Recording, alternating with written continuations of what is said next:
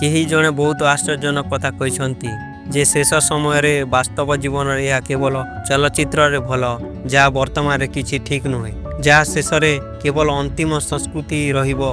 मु हेउची तुमर भाई क्षीर जड़े प्रसिद्ध राजा छोट कहानी कहूँ जे तांकर दरबार एक बड़ आयोजन करथिले। राजा वृद्ध हेले वृद्धावस्था थिले किंतु सिंहासन ओ उत्सव बसी थिले। से विभिन्न राज्यर राजा मानक निमंत्रण कले। गोटे राज्य जड़े नर्तक थिले एवं तांको गुरु को मध्य डका जाइतिला। वर्तमान जेतेबेले गुरुजी दरबार को आसिले किछि देवा पई ब्यागरे नथिला तेणु राजा तांको एक जिनिस देवा पई किछि पाइले नाही। तेणु जेतेबेले तुमे यहाकू निज पार्श्वर पुरस्कार स्वरूप दे पारिबो। नृत्य राति सारा चलीथिला। नृत्य उत्सव संग्रह राति जारी रही एवं जेतेबेले सकाल बेलटा आसिला जी तावला बजाउथिले संगीत को सोची आरंभ करबा आरंभ कले। नृत्य शिल्पी माने धीरे धीरे देखिले जे से उपहास करुचंती। जदि राजा जानिले से ताहाकू दंड देवे तांकू दंड दिया जीवो। तेणु नृत्य व्यक्ति निज तबला खेलाली जागृत करी तांकू चेतावनी देवे जे अंधकार छोट किंबा मु प्रत्येक मुहूर्त को हराइबी नहीं। अंकिटिका प्लेयर यह शुणी से सतर्क होई ताबला बजाइबा मात्रे आलाट होई आरंभ करिथिले एवं अन्य लोक माने यह शुणी नई राजकुमार मुकुट राजी हेले। एही तुम पई एक उपहार जहाँ तुमको उपहार देइछि बोली कही मुकुट देथिला जे मो पई एक उपहार। तापरे राजांकर झियो राजकुमारी जे माने दियंती एवं तांको हार प्रदान करंती जे या तुम पई एक उपहार अटे। तापरे गुरुजी निज आसन रु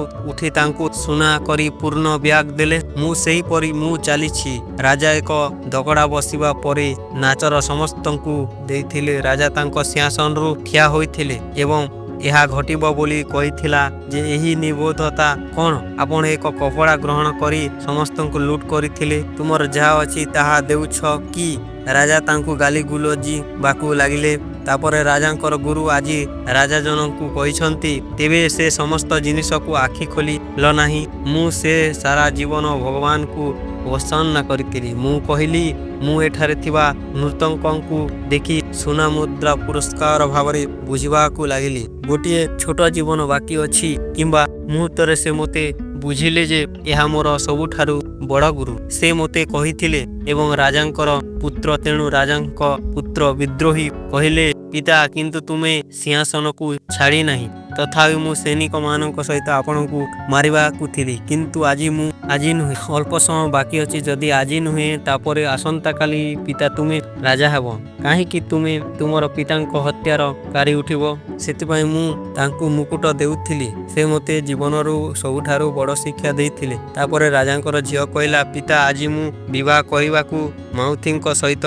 पलायन करिबाकू जाउथिली कारण तुमे मते विवाह करी नाही। किंतु जेतेबेले मु या सुनी नहीं किंतु जेतेबेले मु यह सुनिली मु अनुभव कली जे अल्प समय बाकी अछि। जदि आसंता काली पिता मोर विवाह प्रतिज्ञा करिवे संगे संगे तांकू सुनिले पुओ एही मुहूर्तरु तुमे एही राज्यर राजा हेबाकू जाउछ। से निज झियोंकू तुमे पसंद करुथिबा व्यक्तिंक कंठकू बुढ़ाई देउछ। एवं राजा कहिले मु मध्य राज्य को छाड़ी जंगल को छाड़ी पृथ्वी को जीवाकू देवी सदा प्रभु को उपासना करी। राजांकर मन मध्य बदली गला एवं जेतेबेले एही सबू घटना घटिला नृत्यशिल्पी चिंता कला जे गोटे कप हृदय को बदले आसीछि एवं मु तथापि सामान्य कार्य करुछि। नृत्यंक मध्य सम्मान कार्य करिवे जे से नाचुसीता करिवे जे भगवान प्रति भक्ति देवे। अल्प समय बाकी अछि किंबा किछि समय हैला। एही कहानी राजांकर नृत्यर नुहे यह आम कहानी। एही छोट दिन रे एही परि किछि कर अवमानित नुहे किंतु तुमे मुक्त कर भल किछि कर। सेतिपई